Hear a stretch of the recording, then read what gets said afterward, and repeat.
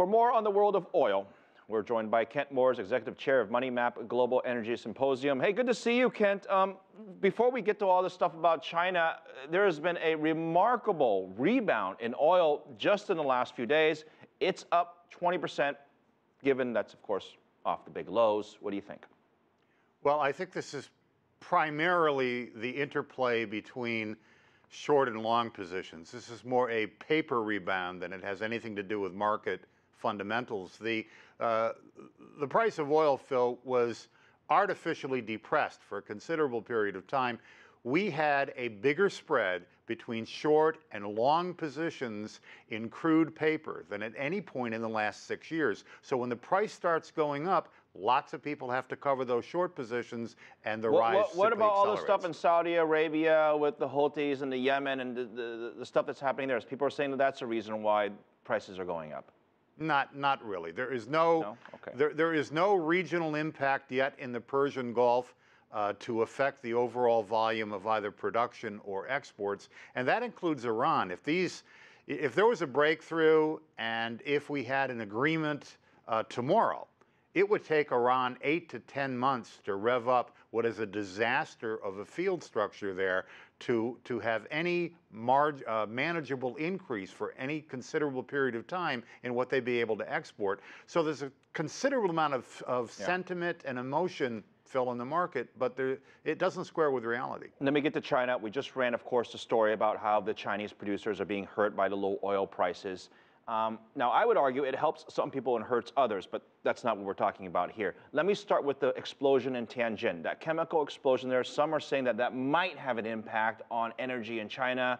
Some are saying it doesn't. Your thoughts?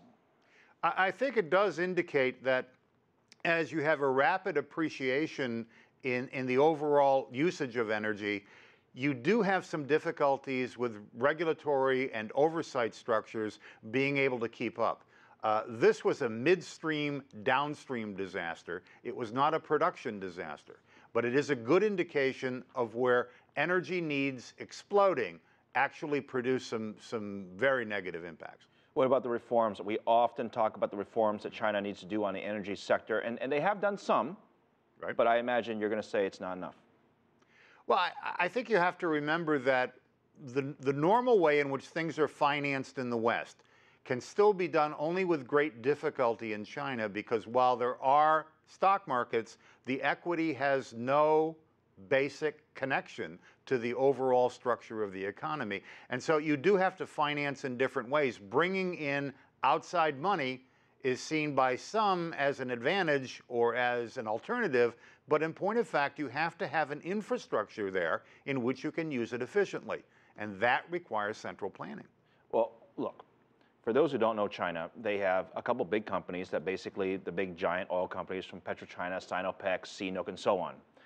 That's about it. There's not a lot of competition. Right. In terms of reforms, what exactly do you want to see the Chinese government do in this area?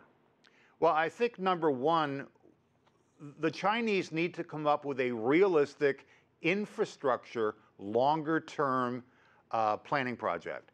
And by that, I mean, once you have the infrastructure in place, upstream, midstream, downstream, then you can start spawning a large number of smaller, specialized companies. The days are over, Phil, in which the mega vertical integrated oil approach is the way to go. So the mergers of big companies into bigger companies simply doesn't make a great deal of sense anymore. What about this whole strategy of going away from China, as the Chinese have done, and buy oil-related companies, whether it's in the U.S. or Canada or anywhere else in the world for that matter? Right, you get the technology, you get the skill sets, you get some of the people, and you get the oil.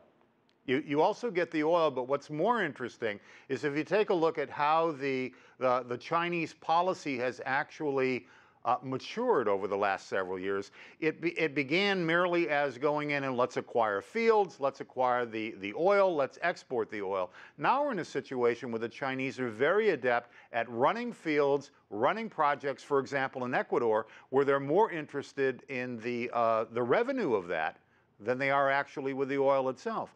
The ability to arbitrage and swap contracts is becoming a far more important tool in the overall Chinese toolbox of how to deal with things globally. Last question, these oil prices, let's assume they don't go higher or lower, they stay basically around 45 bucks a barrel right here. How does that change or impact China's sort of strategy in terms of buying companies elsewhere?